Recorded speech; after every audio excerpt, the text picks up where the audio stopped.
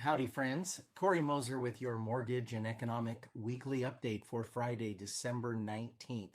We'll start off by letting you know that the national average for your 30-year fixed rate is now 6.22%. So rates have been modestly moving lower this week. And the 10-year Treasury yield is currently at 4.14%. What has caused the market to move a little bit lower this week? Keep in mind, bad news is usually good news for the mortgage industry, meaning that rates will trend lower when we get bad economic data or when there's an indication that there's a recession coming our way. That's been talk for a long time.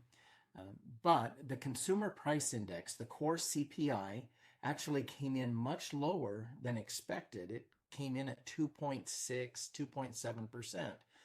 And that's much lower than what the expectations were. So when that happens, that's an indication that inflation is in check and prices are starting to move lower. That's ultimately what the Federal Reserve was hoping for. So if this trend continues, and with the job data being what it is, which is not good, there's a number of layoffs, jobless claims, companies are not hiring. All of those things are bad news for the economy, which means mortgage rates will move in the right direction.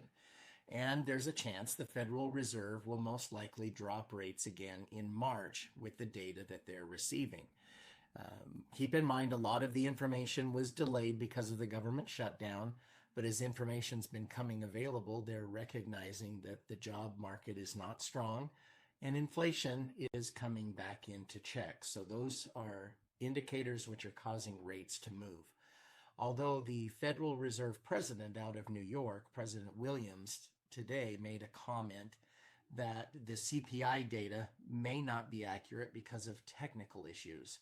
So he's kind of throwing some water a little bit on the inflation numbers, indicating that that number may not be accurate, but we'll see. Thanks again for joining me. Have a great weekend as we go into the Christmas week. Hope you're having a great week and spending time with family, and we'll talk to you again soon. Take care.